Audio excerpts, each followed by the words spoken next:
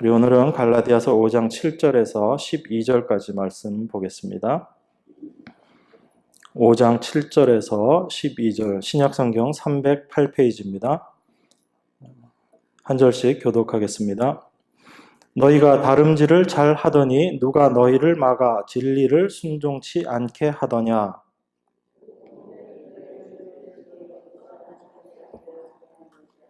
적은 누룩이 온 덩이에 퍼지느니라.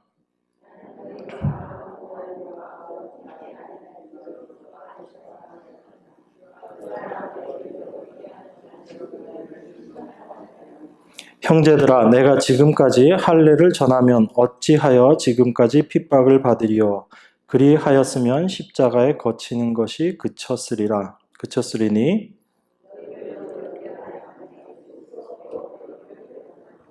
네.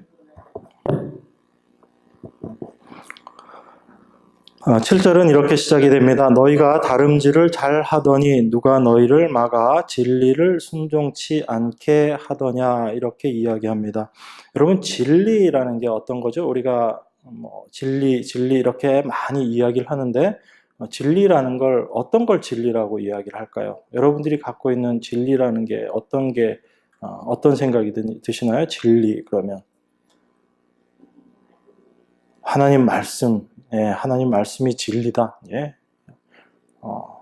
일반적으로 우리가 진리라고 이야기하면 하나님 말씀이 진리라는 건 알죠. 그리고 일반 사람들이 진리라고 이야기할 때는 어떤 종교적인 관점에서나 아니면 철학적인 그런 관점에서 봤을 때 어떤 사실을 깨달아 알게 되는 것, 그런 것들을 우리가 일반적으로 진리 그렇게 이야기를 합니다. 우리가 성경에서 이야기하는 좀 전에 진리, 하나님의 말씀, 하나님 자신이 진리신데, 그러면 우리는 그 진리가 하나님 자신이다라고 이야기할 때, 또 하나님 말씀이다라고 이야기할 때, 그 진리를 어떻게 우리가 받아들이고 깨닫게 되고 알아지는가라는 거예요. 진리라는 단어 자체가 이런 의미입니다. 이걸 풀어서 말씀드리면 이 원어의 본래적인 의미는 이런 거예요. 진리라는 것은 감춰져 있는 것을 드러낸다라는 뜻이에요. 그러니까 우리는 진리, 그러면 우리가 뭔가 깨달아 알아가는 것, 이런 의미에서 생각을 하는데, 성경에서 진리라고 쓰인 단어의 그 의미는 어떤 거냐면 무언가 감춰져 있었다는 겁니다. 감춰져 있었는데 그것을 그 감추신 분이 드러내실 때, 드러내심으로 말미암아 그 드러내심으로 우리들이 그것을 알게 되는 것, 그걸 진리라고 이야기를 하는 겁니다. 그러니까 이 진리를 아는 것의 주체가 우리가 아니라는 얘기예요. 성경이 이야기하는 진리라는 것은. 우리는 우리가 깨닫고, 그래, 내가 깨달았지, 내가 알았지라고 생각을 하는데 성경은 그렇게 얘기를 하지 않습니다. 우리가 비록 알게 되었다 할지라도 그 알게 된 우리로 하여금 알게 하신 분이 있다라는 거예요. 그래서 예수님께서 말씀하셨죠. 그 마가복음에 보면 저희에게 이르시되 사람이 등불을 가져오는 것은 말 아래나 평상 아래나 두려함이냐 등경 위에 두려함이 아니냐 드러내려 하지 않고는 숨긴 것이 없고 나타내려 하지 않고는 감추인 것이 없느니라. 들을 귀 있는 자는 들어라, 이렇게 얘기합니다. 예수님께서 우리가 등불을 켜서 이거를 말 아래나 평상 아래 두려고 하는 거 아니지 않느냐, 이건 등경 위에 두려고 하는 것이다 라고 말씀하시면서 드러내려고 하지 않고는 숨긴 것이 없고 나타내려 하지 않고는 감추인 것이 없다라고 이야기합니다. 무엇을 숨기고 무엇을 감추었는데 그 목적은 뭐냐면 그걸 드러내고 나타내기 위해서 그걸 감추었다라는 얘기입니다. 비유 관련돼서 예수님께서 하신 말씀이 또 있습니다. 예수께서 이 모든 것을 우리에게 비유로 말씀하시고 비유가 아니면 아무것도 말씀하지 아니하셨으니 이는 선지자로 말씀하신 바 내가 입을 열어 비유로 말하고 창세부터 감추인 것들을 드러내리라 함을 이루려 하심이니라. 예수님께서 비유로 모든 것들을 말씀하셨어요. 그래서 그 비유로 이야기를 했더니 제자들이 알아듣기가 힘들었습니다. 일반인들도 거의 몰랐고요. 우리는 이렇게 생각을 합니다. 예수님께서 말씀하시면 모든 사람이 알아들을 수 있도록 그렇게 쉽게 말씀하시는 것 아니냐라고 우리는 생각을 하는데, 실제 예수님께서 많은 부분에 있어서 비유를 가지고 이야기를 하셨거든요.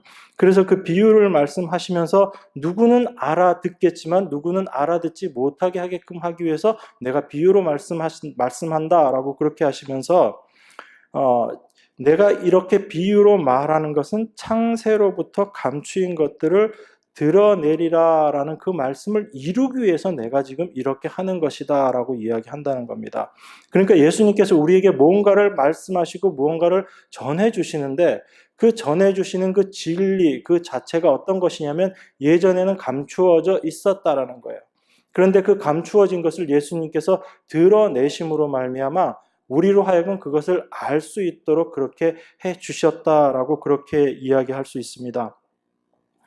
요한일서에 보면 이 말씀을 좀 더 분명하게 하고 있어요. 또 아는 것은 하나님의 아들이 이르러 우리에게 지각을 주사 우리로 참된 자를 알게 하신 것과 또한 우리가 참된 자 곧 그의 아들 예수 그리스도 안에 있는 것이니 그는 참 하나님이요 영생이시라, 이렇게 이야기를 합니다. 그래서 예수님께서 당신을 드러내시면서, 우리가 요한복음에 보면 예수님께서 당신에 대해서 하시는 말씀이 있죠. 예수님이 나는 길이요 진리요 생명이다 라고 예수님께서 말씀하세요. 그래서 그 말씀하시면서 바로 그 말씀의 의미는 진리 자체가 바로 예수님 자신이다라는 걸 이야기하시는 거죠. 그러니까 예수님이 진리, 내가 길이요, 내가 진리요, 내가 생명이다라는 말씀 자체는 예수님 자신이 진리라는 거예요. 그런데 그 예수님이 진리라는 의미를 자세히 풀어보면 그 예수님이 어떠한 분인지가 감춰져 있었다라는 얘기입니다.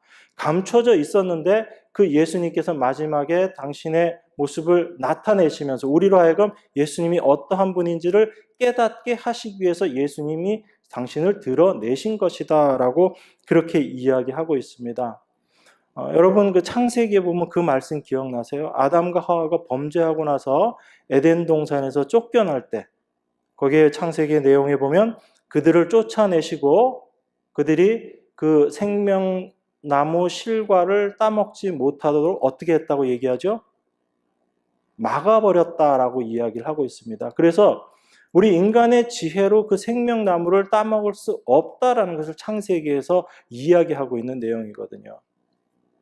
그래서 그렇게 감추어져 있던 온전하신 생명, 참 진리, 그 부분이 바로 예수님께서 이 땅에 오셔서 당신을 드러내신 것입니다. 그래서 그 드러내심으로 말미암아 우리가 하나님이 어떠한 자인지, 무엇이 진리인지, 무엇이 참 생명인지, 무엇이 우리가 그 생명 가운데로 갈 수 있는 길인지를 예수님께서 우리에게 말씀해 주신 것이에요. 그래서 예수님께서 그러한 예수님을 아는 자, 그 자가 바로 영생을 가진 자이고 참 하나님을 아는 자다라고 예수님께서 말씀하신 겁니다. 그래서 영생은 곧 유일하신 참 하나님과 그의 보내신 자 예수 그리스도를 아는 것이다 라고 이렇게 말씀하고 있는 거예요. 그래서 이 말씀을 통해서 예수 그리스도께서, 하나님께서 참된 진리, 참된 생명이신 당신을 우리에게 어떤 모습으로 나타내시고 드러내실까라는 것을 이야기하시는 겁니다.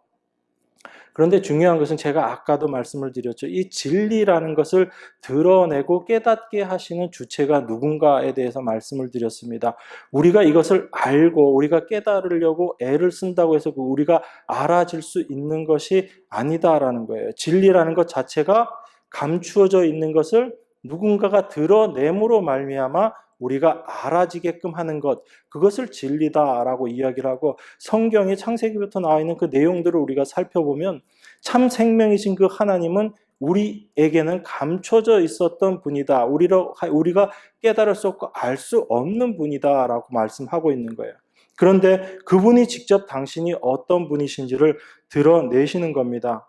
그러니까 우리가 믿음이라는 것도, 영생이라는 것도, 어떤 진리에 대한 깨달음이라는 것도 모두가 우리가 무엇을 하고 우리가 애쓰고 노력해서 얻을 수 있는 것이 아니고 하나님께서 우리에게 그것을 보여주시고 드러내 주셔야지만 우리가 그것을 온전히 깨달을 수 있다라는 그런 겁니다. 그런데 우리 안에 있는 본질적인 그 속성 중에, 생각 중에 하나가 이런 게 있습니다. 우리가 애쓰고 노력해서 얻을 수 있는 것이 아닌데, 우리가 거기에 대해서 이런 거예요. 우리가 애쓰고 노력해서 얻을 수 있는 것이 아니다라는 얘기는 우리가 그것을 얻고 나서도 거기에 대해서 뭔가 보답할 수 있는 것이 우리에게는 없다라는 얘기예요. 제가 자주 말씀드리지만 우리 에베소서 2장 8절 9절에 나와 있는 우리 영생 하나님께서 주시는 그 선물, 그걸 왜 선물이라고 이야기를 하죠? 우리의 어떤 노력으로도 그것을 얻을 수 없기 때문에, 그러면서 또 그것이 같이 이야기하고 있는 건 뭐냐면 우리가 그것을 받은 것에 대해서 우리가 보답으로 뭔가를 내어놓을 수 있으면 그것이 온전한 선물입니까? 선물이 아닙니까? 그 온전한 선물이 아니에요. 그러니까 하나님께서 우리에게 은혜로 선물을 주셨다라는 얘기는 우리가 그것을 받을 자격도 없고 능력도 없고 실력도 되지 않는데 하나님께서 우리에게 주셨을 뿐만 아니고 우리들은 그 은혜를 받았지만 그 은혜에 보답해서 우리 안에서 뭔가 내놓을 것이 아무것도 없다라는 것이 사실은 성경이 이야기하고 싶은 바거든요. 그게 바로 은혜로 주어진 선물이라는 의미입니다. 그런데 우리는 그것을 생각하면서도 우리 안에 잠재되어 있는 그 속성이 있어요. 그게 뭐냐면 뭔가 누구에게 받으면 뭘 줘야지 된다라고 늘 생각을 합니다. 여러분, 우리 주변에도 그런 분들 참 많죠. 요즘에는 잘 모르겠는데 예전에는 이사 오고 그러면 꼭 이사 온 집에서 어떤 일 하나요? 주변에 떡 쫙 돌리죠. 그죠? 그럼 떡 돌리면 어떻게 하면 돼요? 떡 받아서. 예전엔 일회용 접시 이런 것들 잘 안 쓰고 주로 이제 그 유리 접시 이런 거, 사기 접시 이런 것들, 그릇 이런 거 많이 썼죠. 그래서 그렇게 받으면 떡 줬으니까 이사 왔다고 앞으로 잘 봐달라고 떡 주는 거 아닙니까? 그죠? 그러면 잘 봐줄게 그러면서 떡 받아서 열심히 먹고 그냥 주기 좀 미안하니까 깨끗이 씻어서 주면 돼요. 그런데 이런 분들 꼭 계시죠. 이렇게 받아서 어쨌든 먹고 빈 그릇으로 돌려주기가 참 미안해요. 그죠? 그래서 어떻게 합니까? 그냥 빈 그릇으로 안 주고 거기다가 꼭 뭐라도 하나 얹어가지고 같이 그 그릇 주잖아요. 여러분들 그렇게 안 하셨나 보네. 뭘 받으면 꼭 줘야지 돼요. 이 본성 자체가. 그냥 그거 떡 주면 그냥 감사하게 잘 먹고 맛있게 잘 먹었습니다. 그러고 그릇만 깨끗이 씻어서 주면 되는데 거기다 꼭 뭔가를 얹어서 주려고 하는 그런 생각들, 그런 본성들이 있어요. 우리 안에 보면. 한편 생각해 보면 참 경우 있고 예의 바른 사람이다라고 우리가 생각할 수 있습니다. 그죠? 그래도 떡 받았는데 어떻게 이사 와서 떡을 돌렸지만 그래도 좀 이쪽에서 성의 표시라도 해야지, 과일이라도 한두 개 이렇게 얹어서 주고, 그렇게 보면 우리 인간적으로 생각하기엔 참 경우 있고 예의 바르고 그래도 괜찮은 이웃이네, 이런 얘기들을 우리가 들을 수 있습니다. 그런데 우리가 하나님 앞에서 여전히 이런 모습을 갖고 있다라는 거예요. 우리는 이게 하나님 앞에서도 좋은 모습, 옳은 모습이라고 생각을 해요. 그래서 하나님께서 우리에게 그 귀한 생명의 그 은혜를 우리에게 주셨는데 우리가 내가 거기에 보답해서 그래도 하나님 앞에 뭔가를 내놓아야지 되지 않는가라고 생각하는 것이 우리들의 어떤 본질적인 모습이라는 겁니다. 그런데 하나님께서 우리에게 우리가 도저히 할 수 없는 것이기 때문에 사실 하나님께서 주신 것이에요. 그래서 우리가 그 은혜를 받고, 그래서 너무나 감사하다고 해서 우리가 하나님 앞에 무언가를 내어놓는다고 했을 때 과연 그 내어놓음이 우리의 것으로 뭔가 해서 하나님 앞에 내어놓겠다고 하는 그것이 하나님 보시기에 정말 아름다운 것일까? 정말 하나님이 받으실 만한 것일까? 이걸 우리가 한번 좀 생각해 봐야지 됩니다. 어찌 보면 우리가 그 하나님의 은혜에 감사해서 우리가 뭔가를 한다는 것 자체가 하나님께서 이루어 놓으신 완전하심, 온전하심을 오히려 무너뜨리는 모습이 될 수가 있습니다. 제가 우리 청년들하고 요한복음을 쭉 강해를 하면서 그 오병이어에 대해서 함께 쭉 나눈 적이 있어요. 여러분, 우리 오병이어 그러면 주로 어떻게 생각하십니까? 많은 분들이 오병이어 그러면 그 보리떡 5개, 물고기 2마리를 하나님 앞에 내어놓았던, 예수님 앞에 내어놓았던 그 아이의 헌신, 뭐 그런 것들을 많이 생각을 합니다. 그런데 예수님께서 그 오병이어의 이적을 통해서 말씀하시면서 어떤 얘기를 하시냐면, 그 보리떡 5개, 물고기 2마리를 내어놓았던 아이의 헌신에 대해서는 예수님이 한마디도 안 하세요. 여러분들이 자세히 읽어보십시오. 거기에 대해서 한마디도 안 하십니다. 그러면서 예수님께서 하시는 말씀은 그거예요. 그 떡을 찾으러 왔던 그 사람들에게 이렇게 이야기하십니다. 이스라엘 백성들이 광야에서 하늘에서 내려온 그 떡을 먹고도 다 죽었다. 그들이 가장 신령하다고 생각했던 그 하늘의 떡을 먹고도 다 죽었는데, 그런데 내가 누구냐면 내가 바로 생명의 떡, 살아있는 떡이다라고 말씀하시는 거예요. 그러니까 예수님은 그 오병이어의 이적을 통해서 뭘 말씀하시는 거냐면, 세상 사람들이 먹고 배부르고 자기의 유익을 위해서 살아가고 있는 그 모습들을 말씀하시면서 우리가 찾고 구하고 있는 것이 다 헛된 거라는 겁니다. 참 생명의 양식이신 예수 그리스도를 그들이 찾지 못하고 발견하지 못하고 깨닫지 못하고 그냥 세상적인 그런 떡, 그걸 위해서 살아가고 있는 우리들을 말씀하시는 거예요. 그러시면서 예수님 당신이 바로 생명의 떡이다라고 말씀하시면서 예수님이 십자가에서 그 모든 일들을 이루실 것을 말씀하시는 거예요. 그러니까 그 오병이어의 이적이라는 것은 우리 인간들이 하나님 앞에, 예수님 앞에 뭔가를 내어들어서 예수님께서 그것을 가지고 그 많은 사람들을 먹였다라는 것이 아니고, 우리의 유익을 위해서 뭔가를 찾고 애쓰고 있는 그 사람들에게 참된 생명이 무엇인지를 말씀해 주시는 내용이거든요. 그래서 그 참된 생명의 떡은 바로 예수님께서 십자가에 달리셔서 당신의 피를 흘리심으로만 우리가 온전한 생명을 얻을 수 있다는 걸 말씀하시는 거예요. 그렇기 때문에 예수 그리스도를 십자가를 이야기하는 것이 오병이어의 이적이거든요. 그렇기 때문에 그 예수 그리스도의 십자가에 우리 인간이 보탤 게 있습니까? 없습니까? 아무것도 없어요. 우리 인간이 예수님의 십자가 사역에 보탤 수 있는 것이 아무것도 없다고요. 그렇기 때문에 그 오병이어의 이적에서 어린아이가 보리떡 5개, 물고기 2마리를 내어놓아서 예수님께서 이 일을 이루셨다라고 그 아이의 헌신을 얘기하는 것은 십자가를 설명하기 위한 것과 전혀 반대를 이야기하고 있는 거라고요. 그러니까 우리가 하나님 앞에서 우리가 뭔가를 내놓는다는 것은 어찌 보면 하나님께서 이루시는 하나님의 온전하신 사역을 우리가 100% 받아들이지 못하기 때문에, 그걸 올바로 깨닫지 못하고 알지 못하기 때문에 거기에 뭔가 우리를 내어놓겠다, 거기에 우리가 뭔가를 더하겠다라는 생각을 하는 겁니다. 물론 우리가 한편 생각하면 하나님께 받은 그 은혜가 너무나 감사해서 우리가 뭔가를 하겠다라는 것이 굉장히 갸륵해 보이고 정말 아름다운 생각인 것처럼 그렇게 느껴지기도 해요. 그런데 그런 생각을 하고 그렇게 행하는 그 이면에 과연 어떠한 것이 있는가라는 것을 우리가 분명히 알아야지 됩니다.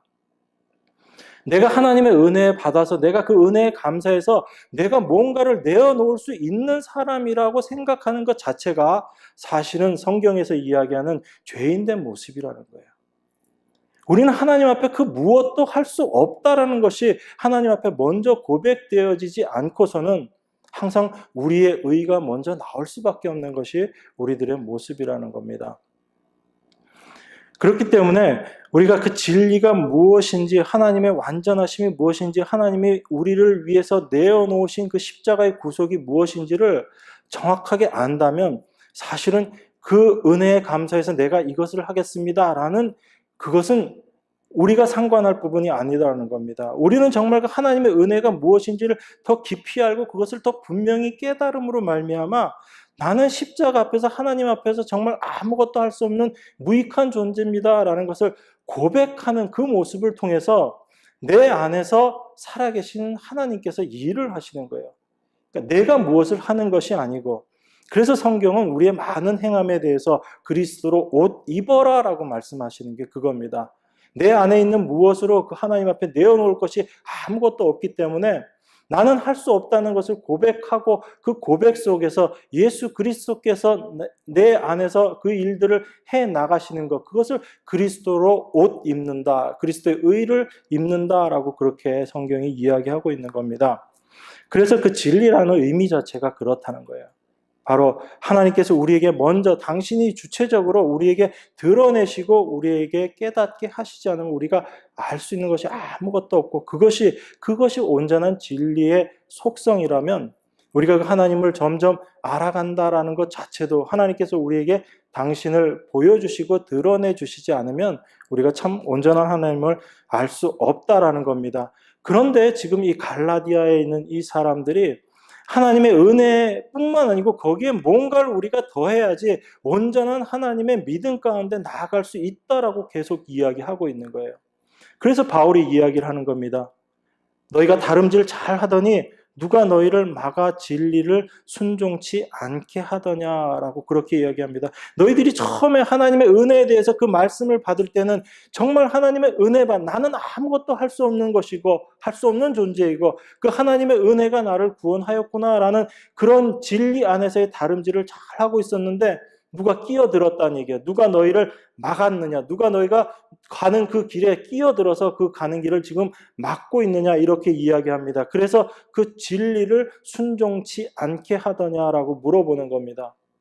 하나님의 그 진리를 순종한다라는 것 자체가 바로 그 하나님께서 온전히 그 모든 일들을 하실 수 있습니다. 하나님만 그 일들을 다 이루실 수 있습니다라는 그 고백인데, 그 고백 속에 그래도 우리가 뭔가를 더 해야지 되지 않습니까? 라는 그러한 권면들, 그것들이 갈라디아 성도들에게 들어왔을 때 그들이 그 잘 가던 그 다름질을 멈추게 했다라고 이야기를 합니다. 그래서 8절에서 그 권면이 너희를 부르신 이에게서 난 것이 아니다라고 이야기를 합니다. 지금 너희들에게 이야기하고 있는 그 사람들, 하나님의 은혜 외에 또 은혜를 받았기 때문에 우리가 뭔가를 해야지 된다라고 얘기해서 그래서 온전한 믿음 가운데 나아가야지 된다라고 이야기하는 그러한 모든 것들, 그러한 권면들은 너희를 부르신 이에게서 난 것이 아니다라고 그렇게 이야기를 합니다. 그리고 적은 누룩이 온 덩이에 퍼진다, 이렇게 이야기를 해요. 우리가 용납할 수 있는 아주 작은 것이라 할지라도 그게 어느 순간에는 우리로 하여금 부패되게 하고 그 부패의 것들이 부풀어져서 온 덩이에 퍼져버리는 모습으로 이 이야기를 하고 있는 겁니다. 누룩이라는 게 성경에서 누룩에 대해서 두 가지 양쪽을 다 이야기하고 있어요. 긍정적인 부분, 부정적인 부분들을 다 이야기합니다. 여러분들이 아시는 말씀 중에 예수님께서 말씀하신 천국은 이라고 얘기하시면서 여자가 가루 서말 속에 갖다 넣어 전부 부풀게 한 뭐와 같다고 얘기하죠? 누룩. 지금 누룩 얘기하고 있으니까, 그죠? 누룩과 같다라고 이야기합니다. 그래서 누룩은 아주 작은 거예요. 잘 보이지 않습니다. 그런데 그게 그 가루부대 안에 들어갔을 때 그것이 부풀고 해서 풍성하게 되어진다라는 것을 누룩이 이야기를 해요. 누룩은 또 대부분 부정적으로 이야기를 하는데, 여러분 레위기서 쭉 보시면 그 제사 드릴 때 어떤 한 날의 제사를 드릴 때는 누룩이 들어간 떡으로 제사를 드립니다. 그게 언제냐면요, 모든 그 제사에 쓰이는 떡에는 누룩을 넣지를 않습니다. 누룩 자체가 우리의 죄를 상징하는 부분들이 있기 때문에. 그런데 그 누룩 자체가 뭔가를 풍성하게 한다는 의미로 쓰여지는 제사가 하나가 있는데, 그게 언제냐면 77절, 오순절 때 요제를 드릴 때는 그 떡에는 누룩을 집어넣어요. 다른 모든 제사에는 누룩을 넣지 않는데 떡에는 왜 그럴까요? 오순절이 어떤 날이죠? 성령이 오심으로 말미암아 이 땅에 교회가 풍성하게 생겨난 때죠. 그래서 그때 드리는 그 떡덩이로 드리는 요제, 그 제사 때 제물에는 누룩이 들어가요.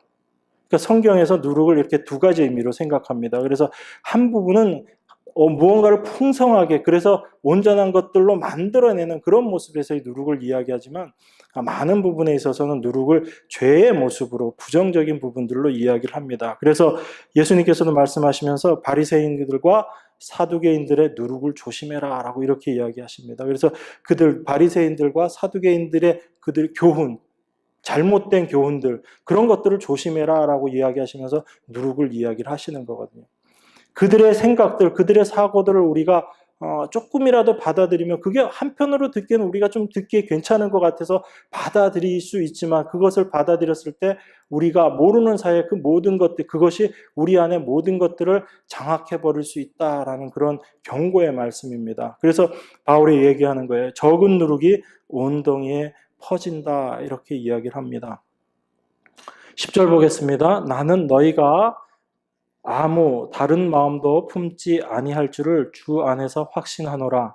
그러나 너희를 요동케 하는 자는 누구든지 심판을 받으리라. 바울이 지금 얘기하는 것은 이런 겁니다. 너희가 아무 다른 마음도 품지 아니할 줄을 주 안에서 확신한다라는 이야기는 누가 확신을 한다는 이야기냐면, 여러분 이 말씀의 그 의미들을 잘 좀 보셔야지 되는데, 이것은 이런 얘기예요. 바울이 말하는 너희라는 것은 갈라디아 성도들을 이야기를 하는 거거든요. 그래서 그 갈라디아 성도들이 그들의 마음속에 다른 아무 마음도 품지 아니할 걸, 이걸 내가 확신한다. 이런 의미가 아니고요.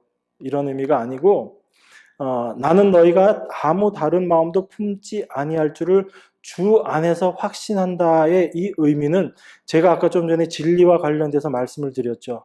그러니까 바울은 지금 갈라디아 성도들에게 이렇게 이야기를 하는 겁니다. 그들이 유대주의자들 때문에 지금 어려움을 겪고 어찌 보면 지금 걸려서 넘어지는, 쓰러지는 그런 환경 가운데, 상황 가운데 있지만 바울은 이렇게 지금 이야기하는 거예요. 너희들이 다른 마음도 품지 아니할 줄을 내가 주 안에서 확신한다. 이 의미는 바로 예수님께서 너희들 마음 가운데 역사하셔서 절대로 너희들이 다른 마음을 품게 되는 그 일들을 하지 아니하실 줄, 너희들이 그런 마음을 품지 않게 될 줄 내가 확신한다라는 그런 의미로 지금 바울이 이야기하고 있는 거예요.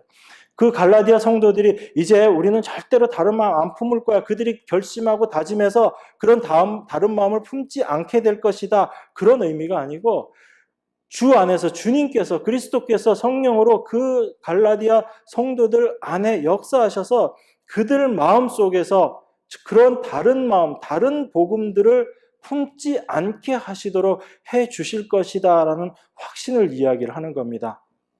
그게 진리에 대해서 바울이 이야기했던 것과 같이 이어져 내려오는 거예요. 그러나 너희를 요동케 하는 자는 누구든지 심판을 받을 것이다. 그 갈라디아 성도들에게 그런 다른 복음을 전하는 자들은 분명히 하나님 앞에 심판을 받을 것이다. 그렇게 이야기를 합니다. 11절 보겠습니다. 형제들아, 내가 지금까지 할례를 전하면 어찌하여 지금까지 핍박을 받으리요? 그리하였으면 십자가에 거치는 것이 그쳤으리니. 이렇게 이야기합니다. 여러분, 여기 보면 지금 십자가에 거치는 것이라고 이렇게 표현하고 있거든요. 여러분, 십자가에 거치는 것, 이게 뭐죠? 지금 바울이 어떤 의미에서 이 십자가에 거치는 것 이렇게 이야기를 했을까요?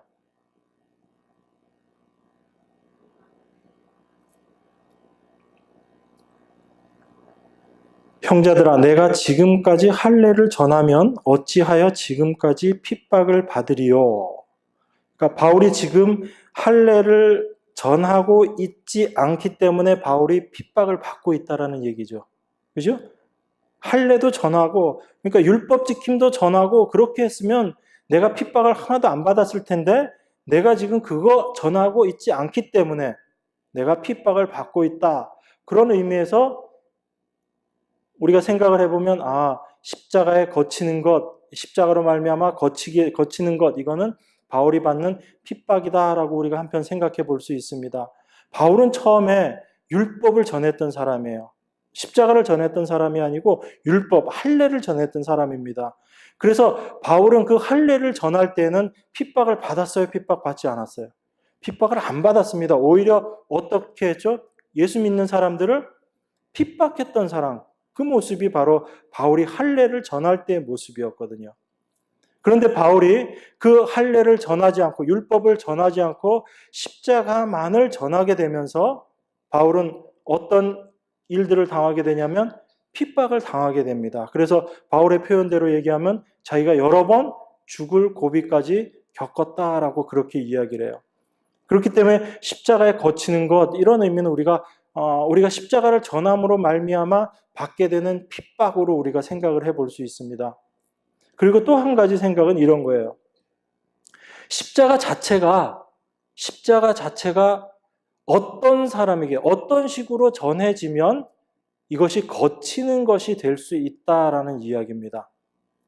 그러니까 십자가가 이런 A라는 모습으로 전해지면 이건 거치는 것이 전혀 안 되는데, 십자가를 B라는 모습으로 전하게 되면 이거는 거치는 것이 된다라는 그런 의미예요. 그러면 할례라는 부분하고 같이 놓고 생각을 해보면 이런 겁니다.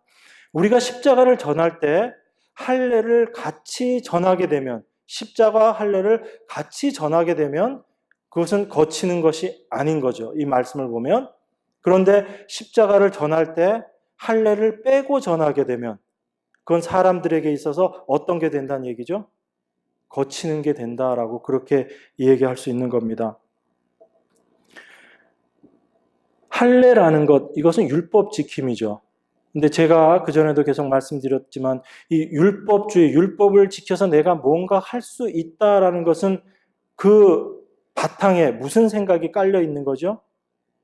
내가 할 수 있다라는 게 깔려 있는 거거든요. 내가 할 수 없을 때는 율법 지키겠습니다라는 말 안 꺼내요. 여러분들이 할 수 없는 일에 대해서는 내가 뭘 하겠다라는 얘기 절대 안 하거든요. 그래도 내가 뭔가 할 수 있다라는 생각을 갖고 있기 때문에 그거 하겠다라고 이야기를 하는 겁니다.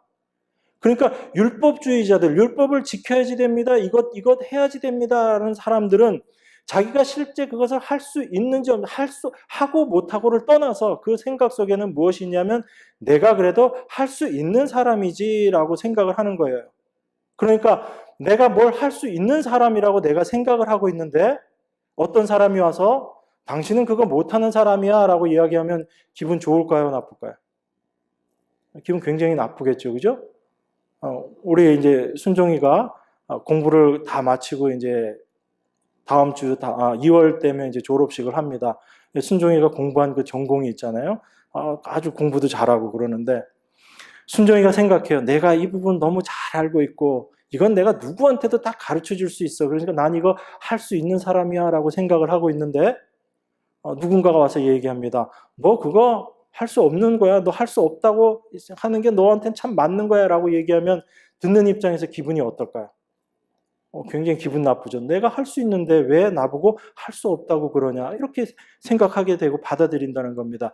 율법주의라는 게 그런 거예요. 그건 뭐냐면 그 율법을 내가 지킬 수 있다라는 겁니다. 그 율법 지켜서 내가 하나님 앞에 아름다운 거 내가 내가 율법 이렇게 지켜서 이거 하나님 앞에 내어놓을 수 있는 자다라는 그런 생각에 그걸 우리가 인본주의라고 이야기를 합니다. 내가 할 수 있다는 거예요. 인간의 능력으로 할 수 있다는 겁니다. 그 생각을 갖고 있는 사람들이기 때문에 너는 할 수 없어. 율법으로는 아무것도 할례라는 것이 하나님 앞에 아무 소용이 없는 것이고 그건 그 율법 지킴이라는 것 자체가 우리가 할 수 없는 것이야. 그렇기 때문에 십자가만 믿어야 돼. 십자가만 바라봐야 돼 라고 이야기하면 그런 생각을 갖고 있는 사람들에게는 십자가만을 바라보고 십자가만을 믿어야 된다는 그 생각이 어떤 게 되는 거예요? 거치는 게 돼버리는 거예요. 왜? 나는 할 수 있는데 나도 거기에 십자가 말고 십자가라는 건 뭐예요? 우리 인간이 아무것도 할 수 없다는 걸 고백하는 자리가 십자가잖아요. 내가 나를 어떻게 조금이라도 내가 뭔가 개선을 시켜서 내가 좀 더 나아질 수 있는 것이 아니고 나는 아무것도 할 수 없습니다라는 것이 고백되어지는 자리가 십자가인데 그 십자가만을 믿으라고 얘기하고 그 십자가만을 바라보라고 이야기한다면 내가 그래도 뭔가 할 수 있는 사람이다라고 생각하는 사람 입장에서는 그것이 얼마나 그 마음을 상하게 하는 것이 되겠어요. 그게 거치는 것이 된다라는 이야기입니다. 그렇기 때문에 내가 하나님 앞에서 뭔가를 할 수 있다라는 그 생각을 가진 사람들에게는 십자가 은혜라는 것이 거치는 것이 될 수밖에 없어요. 그래서 로마서에 보면 이렇게 이야기합니다. 기록된 바 보라 내가 부딪히는 돌과 거치는 반석을 시온에 두노니 저를 믿는 자는 부끄러움을 당치 아니하리라 함과 같으니라. 이렇게 이야기해요. 같은 말씀을 이사야서에서는 이렇게 이야기합니다. 그가 여호와입니다. 그가 거룩한 피할 곳이 되시리라. 그러나 이스라엘의 두 집에는 거치는 돌, 걸리는 반석이 되실 것이며 예루살렘 거민에게는 함정, 올무가 되시리니 많은 사람들이 그로 인하여 거칠 것이며 넘어질 것이며 부러질 것이며 걸릴 것이며 잡힐 것이니라. 이렇게 이야기를 합니다. 이사야 선지자를 통해서 미리 예언된 말씀이에요. 예수님께서 이 땅에 오셨을 때 예수님을 온전하신 하나님의 은혜 십자가로 바라보지 못했던 사람들은 그 예수님 자체가 거치는 돌이 됐어요. 그래서 열심히 율법 지키고 있었던 그 바리새인들에게 예수님은 어떤 사람이든 그들의 율법 지킴, 우리는 하나님 앞에 이렇게 제대로 올바른 신앙생활 잘하고 하나님의 선민으로서 우리가 제대로 잘 살아가고 있는데 그들에게 예수님께서 오셔서 뭐라고 이야기하셨어요? 이 독사의 자식들아 라고 예수님께서 이야기하셨잖아요. 너희 아버지가 하나님이라고 생각하지도 마라 라고 예수님께서 이야기하셨어요. 그 예수님이 오심으로 말미암아 열심히 자기의 의, 자기의 능력을 가지고 자기 의를 세우려고 율법을 지켜나갔던 사람들에게는 예수님이 오히려 뭐가 되어버렸냐면 거치는 돌이 되어버린 겁니다. 그래서 그 돌에 유대인들이 다 걸려 넘어진 거잖아요. 그 걸려 넘어짐의 결과가 어떤 거였어요? 예수님이 십자가에 못 박아 버리는 것으로서 결론들을 내버렸지 않습니까? 그 예수의 말씀을 그들이 받아들일 수 없기 때문에, 인정할 수 없었기 때문에, 나는 그래도 하나님 앞에서 율법, 지금까지 내가 이렇게 율법 열심히 지키면서 하나님 섬기고 있었는데 왜 내가 못한다라고 이야기하느냐라는 거예요. 예수님 앞에서 유대인들이. 그래서 그 돌을 치워버린 겁니다. 죽여버린 거예요. 그것이 율법주의입니다. 그게 인본주의예요. 우리 안에 자리 잡고 있는 인본주의. 내가 뭔가 그래도 하나님 앞에 할 수 있는 게 뭐라도 있겠지라고 생각하는 그런 생각들. 그것조차 성경은 다 내어버리라고 이야기를 합니다. 그래서 어떤 사람들에게는 예수 그리스도가 모퉁이 돌로 그 집을 온전하게 세워나가는 그 돌이 될 수 있지만 어떤 사람들에게는 그 돌에 우리가 걸려 넘어질 수밖에 없는 그런 모습이 된다라는 겁니다. 그게 우리가 하나님을 올바로 알고 깨닫지 못할 때 우리가 하나님 앞에 무엇을 가지고 내어놓고 하나님 앞에 나아가겠다고 생각하는 내가 뭔가를 할 수 있다라는 그런 생각들, 그것이 하나님 앞에 어찌 보면 가장 큰 죄인된 모습일 수 있다는 겁니다. 그것이 십자가를 올바로 바라보지 못하는 모습일 수 있다는 겁니다. 우리 스스로도 그런 부분들에 속는 거예요. 내가 하나님께 이런 은혜를 받았는데 그래서 내가 하나님 앞에 뭔가를 해야 되지 않겠는가라는, 어찌 보면 내가 생각해도, 내 스스로 생각해도 참 갸륵한 생각 아니에요? 기특한 생각이고. 그런데 어찌 보면 그러한 기특한 생각, 갸륵한 생각에 내 스스로가 속아버리는 겁니다. 그걸 우리 오늘 12절에서 이야기하고 있어요. 여러분 12절 같이 한번 읽겠습니다. 너희를 어지럽게 하는 자들이 스스로 베어버리기를 원하노라. 12절은 이렇게 이야기합니다. 너희를 어지럽게 하는 자들이 스스로 베어버리기를 원하노라.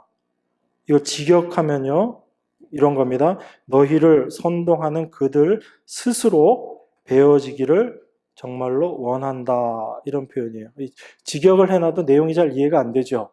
제가 다시 그 새번역 성경에서 어떻게 써놨는지 제가 읽어드릴게요. 할례를 가지고 여러분을 선동하는 사람들은 차라리 자기의 그 지체를 잘라버리는 것이 좋겠습니다. 이렇게 이야기를 해요. 그러니까 지금 베어버리라 라고 이야기를 하는데 그 베어버리는 주체가 누구라는 이야기예요? 누가 그걸 베어버리라는 얘기예요?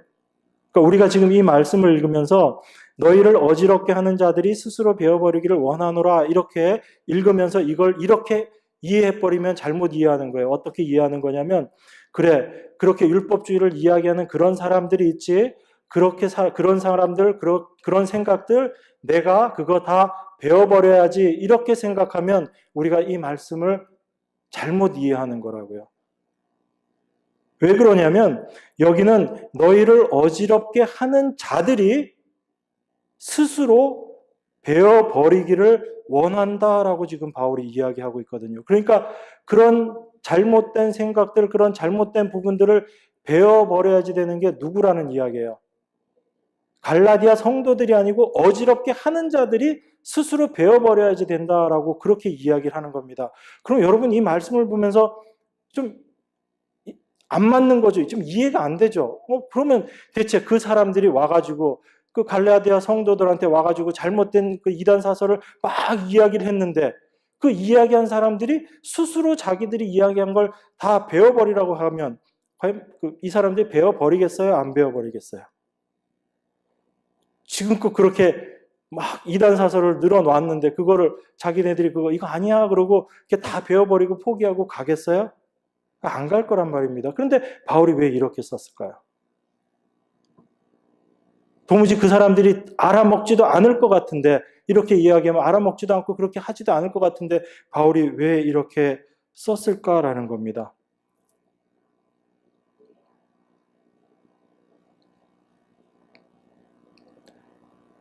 지금 바울은 이 12절 말씀을 통해서 우리에게 뭘 이야기하고 싶은 거냐면요. 우리는 지금 이 갈라디아서를 쭉 읽으면서 이렇게 생각을 합니다. 갈라디아의 성도들이 있습니다. 하나님의 은혜로 잘 양육받았던 성도들이 있어요. 그런데 외부에서 어떤 사람들이 왔습니다. 실질적으로 유대에서 왔어요. 이 사람들이 와서 율법주의적인 그런 이야기들을 갈라디아 성도들에게 이야기하면서 은혜 말고 그래도 인간의 자존심 최소한 세워야 되지 않니? 하나님 앞에 그래도 너희가 뭔가를 해서 그 율법 지킴을 통해서 그거 정도는 너희들이 할 수 있지 않느냐. 그거라도 해서 하나님 앞에 온전한 믿음을 너희들이 만들어내야지 된다라는 그런 이야기 했던 어떤 사람이 있다라고 그렇게 생각을 합니다. 우린 지금까지 이 말씀을 쭉 보면서 그런데 바울은 지금 이 말씀을 통해서 이 구절을 통해서 우리에게 이걸 이야기하고 싶은 거예요. 만약에 그렇게 외부에서 들어온 것이면 우리가 그걸 잘라버리면 되는데 그들 스스로 그걸 버려라라고 그렇게 잘라버리기를 원한다라는 이야기는 우리가 그걸 잘라버릴 수 있다라는 얘기예요? 없다라는 얘기예요? 우리가 그러한 것들, 그것을 우리 스스로 우리가 그걸 베어버릴 수가 없다. 갈라디아 성도들이 그걸 베어버릴 수가 없다라는 것을 지금 전제로 이야기를 하고 있는 거예요. 만약에 그들이 그 생각을 다 떨쳐버리고 다 지워버리고 그 유대주의자들을 다 지워버릴 수 있고 잘라버릴 수 있다면 바울은 이렇게 얘기했을 겁니다. 그 유대주의자들, 그 다른 복음을 전하는 자들을 너희들이 다 잘라버려라 이렇게 얘기했을 거예요. 그런데 바울은 그렇게 이야기하지 않고 뭐라고 이야기하냐면 그들이 스스로 베어지기를 내가 원한다라고 이야기를 해요. 그 이야기는 바로 그러한 유대주의적인 그런 생각들, 우리 인간이 뭔가 할 수 있다라는 그런 생각들을 이 갈라디아 성도들이 스스로는 베어버리지 못한다라는 것을 이야기합니다. 그거는 또 다른 의미, 다른 부분으로 우리가 바라보게 되면 어떤 거냐면 이 갈라디아 성도들 안에 들어왔던 그런 자기 의를 드러내려고 하는, 자기 의를 세우려고 하는 그 생각이 어떤 밖에 있는 다른 무엇이 아니고 그 갈라디아 성도들 안에 있는 모습이라는 거예요. 그게 바로 우리들 안에 있는 모습이라는 겁니다. 제가 이걸 다른 모습으로 설명을 드릴게요. 여러분, 이런 경험들 있으셨는지 모르겠어요. 저는 어쩌다 한 번 있었습니다. 많았다 이렇게 얘기하면 이제 조금 이따 제 모습이 다 드러나기 때문에 그렇게 얘기할 수는 없고 여러분이 미워하는 사람이 한 사람이 있어요. 예를 들어봅시다. 가정으로 여러분들이 정말 미워하는 사람이 있습니다. 그 사람만 보면 왜 이렇게 미운 짓만 하는지 내 눈에 딱딱 띄어요. 그 사람 하는 행동 보면 다른 사람들은 잘 모르는데 이상하게 내 눈에 딱딱 잡혀, 걸려. 어떤 행동을 하는데 다른 사람은 그 행동을 보면서 아무것도 못 느끼는데 나는 그 사람 행동하는 것만 보면 바로 딱딱 찝혀 들어와. 그래서 그 사람의 잘못된 모습이 막 정확하게 찝어내는 거예요. 잘못된 모습들을. 그래서 그 사람 볼 때마다 내 마음이 너무너무 불편해요. 근데 왜 다른 사람 눈에는 안 보이고 내 눈에만 보일까요? 그게. 왜 내 눈에만 보이죠? 그게? 내 안에 그 모습이 있거든요. 다른 사람에게는 그 모습이 사실은 없기 때문에 안 보이는 거예요. 볼 수가 없는 겁니다. 그런데 내 안에 똑같은 그 모습이 있기 때문에 그렇게 행동하는 게 내 눈에는 보이는 거예요. 무슨 얘기인지 아시겠어요? 지금 바울이 이야기하는 게 그겁니다. 너희들 지금 갈라디아에 있는 성도들이 그런 율법주의, 자기 의의를 세우려고 하는 그런 것들에 지금 흔들리고 있는데 사실은 그것이 외부에서 들어온 어떤 것들로 그것 때문에 너희들이 흔들리고 있는 게 아니고 물론 외부에서 그런 이야기들을 한 거죠. 유대주의자들이 와서 했지만 너희들 안에 원래 그게 있었다라는 얘기예요. 그 마음이 있었다라는 얘기입니다. 자기 의의를 세우려고 하는 그게 그들 마음 가운데 있었기 때문에 어떻게 한 거예요? 옆에 와서 조금만 툭 건드렸더니 바로 흔들려 버린 거예요. 왜? 내 안에 있었기 때문에 같이 바로 그냥 화답을 하는 겁니다. 내 안에 있는 게 그냥 드러나는 모습이에요. 그렇기 때문에 바울이 이야기하는 겁니다. 그거 그냥 너희가 배워버려 이렇게 얘기 못하는 거예요. 왜? 그걸 우리가 배워버릴 수 없는 존재이기 때문에. 그게 우리 안에 있는 존재라는 거예요. 그것이 우리가 하나님 앞에 나아가는데 우리를 계속 막는 그런 존재라는 겁니다. 바울이 이러한 갈라디아서의 이러한 모습을 로마서에서 이야기한 부분이 로마서 7장에 나와 있는 부분입니다. 이분은 말씀 같이 한번 찾아보겠습니다. 로마서 7장 18절에서 25절까지 한번 보겠습니다. 로마서 7장 18절. 여러분들이 잘 아시는 말씀이에요. 로마서 7장 18절에서 25절까지. 신약성경 248페이지입니다. 18절에서 25절까지 함께 읽도록 하겠습니다. 내 속 곧 내 육신에 선한 것이 거하지 아니하는 줄을 아노니 원함은 내게 있으나 선을 행하는 것은 없노라. 내가 원하는 바 선은 하지 아니하고 도리어 원치 아니하는 바 악은 행하는도다. 만일 내가 원치 아니하는 그것을 하면 이를 행하는 자가 내가 아니요 내 속에 거하는 죄니라. 그러므로 내가 한 법을 깨달았노니 곧 선을 행하기 원하는 나에게 악이 함께 있는 것이로다. 내 속사람으로는 하나님의 법을 즐거워하되 내 지체 속에서 한 다른 법이 내 마음의 법과 싸워 내 지체 속에 있는 죄의 법 아래로 나를 사로잡아 오는 것을 보는도다. 오라 나는 공고한 사람이로다. 이 사망의 몸에서 누가 나를 건져내랴. 우리 주 예수 그리스도로 말미암아 하나님께 감사하리로다. 그런즉 내 자신이 마음으로는 하나님의 법을 육신으로는 죄의 법을 섬기노라. 바울이 자기 안에 있었던 이런 내적 갈등을 이렇게 토로한 겁니다. 여전히 하나님 앞에 그런 그 큰 하나님의 은혜를 깨닫고 경험했는데도 불구하고 내 안에 여전히 자리 잡고 있는 그 본질적인 죄의 본성을 바울이 이야기를 하는 겁니다. 이것을 우리가 늘 발견해야지 돼요. 근데 이것을 하나님께서 우리에게 깨닫게 해주시는 겁니다. 무엇을 통해서? 말씀을 통해서. 그리고 이 말씀을 통해서 이 고통 가운데 해방되게 해주시는 거예요. 그래서 바울이 25절에서 이렇게 이야기합니다.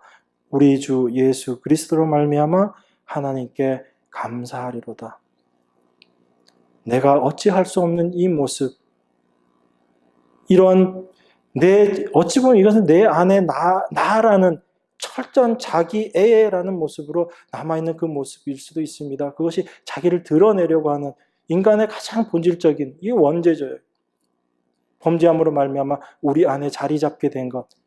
하나님을 절대적으로 의지하지 못하고 나를 의지하고 나를 바라보고 나를 신뢰하려고 하는 그 마음. 그것이 결국은 그 마음으로 내가 하나님 앞에 나갈 때는 계속 부딪힐 수밖에 없다라는 겁니다. 여러분 여기서 지금 바울이 이야기하는 이 죄, 이 선을 행함, 이것을 어떤 죄를 짓고 도둑질하고 이런 개념으로 보지 마세요. 여기서 선을 행한다라는 것은 하나님의 은혜만 바라보고 그 은혜를 그대로 믿는 것, 그걸 선을 행하는 것이다 라고 성경에서 이야기를 하는 겁니다. 그러면 죄를 범한다는 건 어떤 거예요? 그 하나님의 은혜를 은혜로 온전히 받아들이지 않고 내가 뭔가 할 수 있다라는 생각, 그걸 죄라고 여러분들이 보시면 돼요. 바울은 사실 그걸 이야기한 겁니다. 바울이 물론 한편으로는 바울이 행하지는 않지만 생각 속으로 들은 그런 죄의 부분들, 그런 것들로 고통받았다라고 우리가 볼 수도 있지만 오히려 그것보다 더한 부분은 하나님의 은혜 가운데 늘 거하지 못하고 여전히 나라는 존재에 대해서 그것을 드러내려고 하는 그 모습 속에 발견되어지는 나의 죄된 모습, 그걸 같이 이야기하고 있는 거거든요. 바로 그 모습이 발견되어짐으로 말미암아 우리가 하나님 앞에 나아갈 수밖에 없는 존재라는 겁니다. 그래서 이 문제를 해결해 주실 수 있는 분은 바로 하나님밖에 없다라는 거예요. 예수 그리스도밖에 없다라는 겁니다.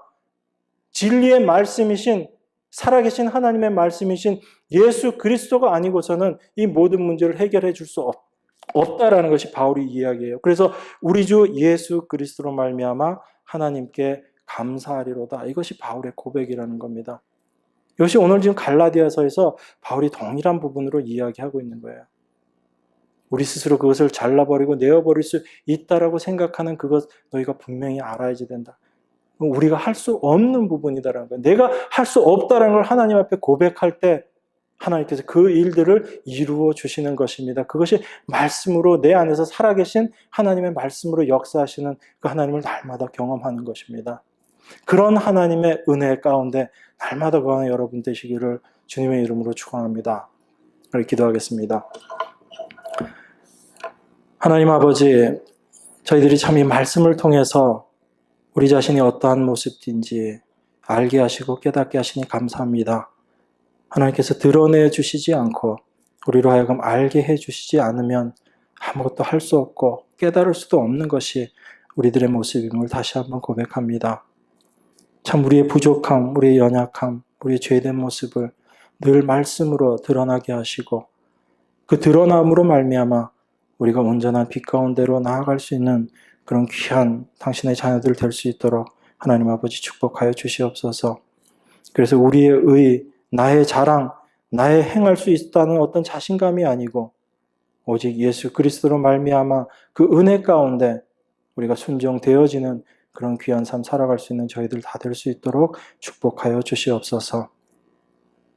우리를 모든 죄 가운데 구원하여 주신 귀하신 예수 그리스도 이름 받들어 기도드리옵나이다. 아멘.